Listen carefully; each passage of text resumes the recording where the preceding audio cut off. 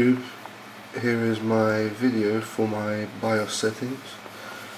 Just gonna talk you through my settings here.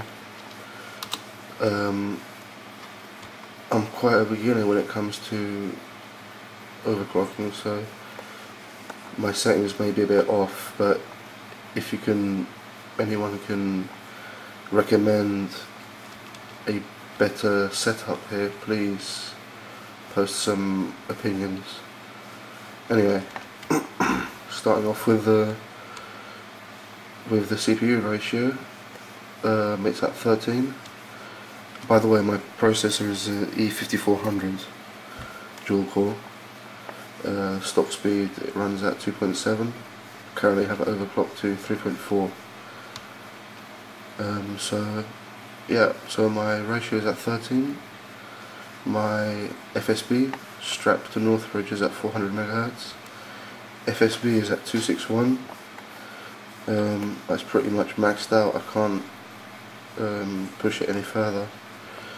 The PCI Express frequency is at 101. Then the DRAM frequency is at 696 MHz. That's from my Crucial Ballistics RAM, 6400, 4 GB. These are my timings, 3 and then I've tightened up these timings here as well, which have made my computer run just a little bit faster. And these here, which is the DRAM static read control, should leave that on disabled. Transaction booster also on disabled. CPU voltage is at 1.2750 volts.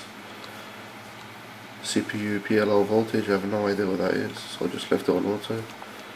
FSB termination voltage 1.4. DRAM voltage 2.25.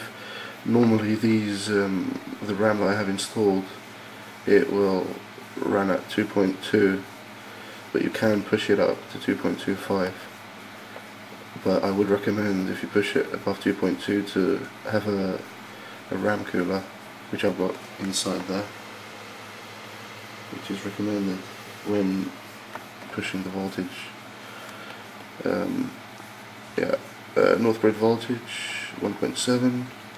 Southbridge, I left that on auto. Also the clock overcharging voltage, I don't know what that is, so I left that on auto. Load line calibration, also again, I don't know what that is. These here, these settings here, I started messing around with it because I was trying to overclock my CPU and it wouldn't go further, and I started messing around with these settings here and with these settings here, which are the clock skews, and after messing around with them both, I managed to push the CPU to 3.4 GHz, so that worked. The CPU spread spectrum disabled, PCI Express spread spectrum disabled as well. These all affect overclocking. If you don't disable them, it will affect your overclocking, so it's recommended that you disable them, depending on which motherboard you had, of course, what processor you have. Yeah, that's it really. I read a guide about the P5KE motherboard, an overclocking guide. That is actually what I used to overclock this PC. It was very useful, a lot of good information. Yeah, and I think I've done an okay job. I've tried my best to up the FSB, but it just won't go any further with the processor at this speed. So yeah, if anyone has the same motherboard, or I don't know, maybe the same processor as well, maybe you can give me some info. Maybe I can overclock this further, but maybe not with these settings. Maybe I've done something wrong, I don't know. But it is running stable. I've ran a few stress tests and it's passed, so it's running stable at the moment. Let's see if there's anything else I could show. Yeah, here on the CPU configuration, recommended to disable all of these here, which is the C1E support, max CPU ID value limit disabled. What else? The CPU TM function and execute disabled bit. These all should be disabled when overclocking on this board. Chipset.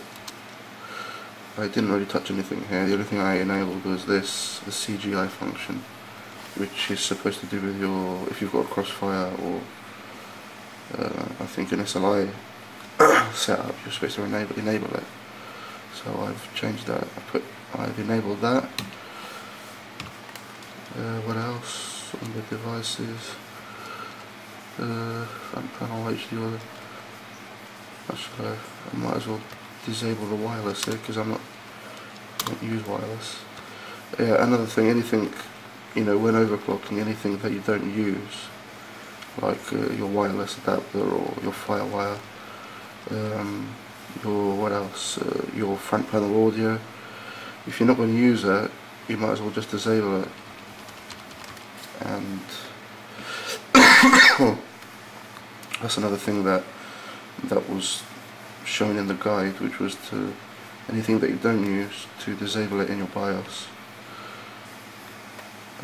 Yeah, that's that. I think that's it. Nothing else here. Those are my two hard drives on Samsung and Western Digital. Let's have a look at the hardware monitor to see what temperatures are like, and then we'll boot to Windows. Alright, that's the CPU temperature, which is pretty good, I think, 32 degrees. Motherboard temperature 26, CPU fan, and those are the voltages. CPU voltage 1.24, and the rest of them, yeah, that's good. And I think that's it. Yeah, that is it. Right, thanks a lot for watching. Look out for my benchmark video. Bye.